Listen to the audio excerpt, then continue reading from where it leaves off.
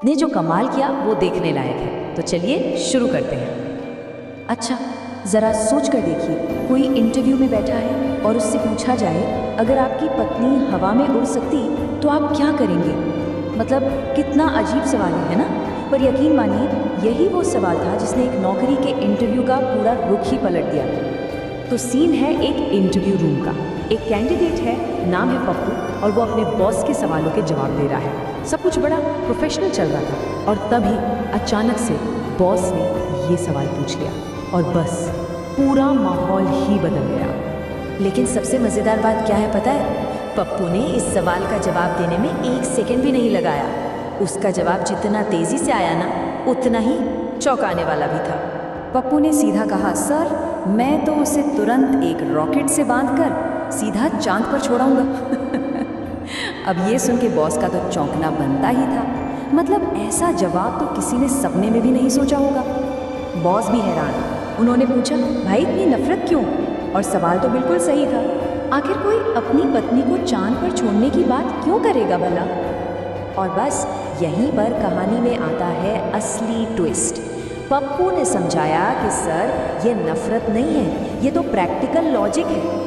अब ये एक ऐसा लॉजिक था जिसके बारे में बेचारे बॉस ने पहले कभी सुना ही नहीं था। तो सवाल ये है कि आखिर ये प्रैक्टिकल लॉजिक है क्या भला?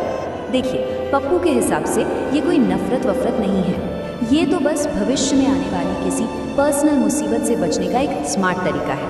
कह सकते हैं एक तरह की सावधानी है बस। और जो उसने इसके पीछे की वजह बताई ना, वो तो और भी मज़ेदार थी। पप्पू बोला, सर अगर मेरी पत्नी उड़ने लगी तो घर के सारे पंखे साफ करने की जिम्मेदारी तो मेरे ही सर पर आ जाएगी ना। बस उसकी इसी हाजिर जवाबी और एकदम प्रैक्टिकल सोच से बॉस इतना इम्प्रेस हुआ कि उसे फ़ौरन नौकरी दे दी। तो इस मज़ेदार कहानी से हम क्या समझ सकते हैं? देखिए, असल में ये हमें ज़िंदगी की एक सच्चाई के बारे में बताती है।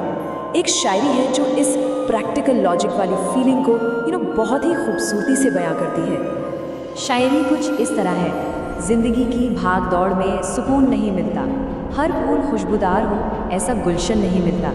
ये लाइनें हमें बस यही याद दिलाती हैं कि भाई ज़िंदगी में सब कुछ परफेक्ट नहीं होता। और फिर आता है इसका सबसे ज़रूरी हिस्सा, इस दुनिया में बहुत संभल के चलना पड़ता है, क्योंकि यहाँ अक्सर उधार मांगने के बाद दोस्त का फ़ोन नहीं मिलता है ना। बिल्कुल पप्पू के प्रैक्टिकल लॉजिक जैसा, एकदम प्रैक्टिकल और हाँ थोड़ी सी सेल्फिश वाली सावधानी।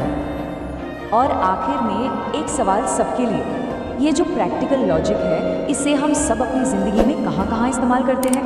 क्या हम सभी कभी कभी अपनी सहूलियत के लिए बिल्कुल पप्पू की तरह ही नहीं सोचने लगते?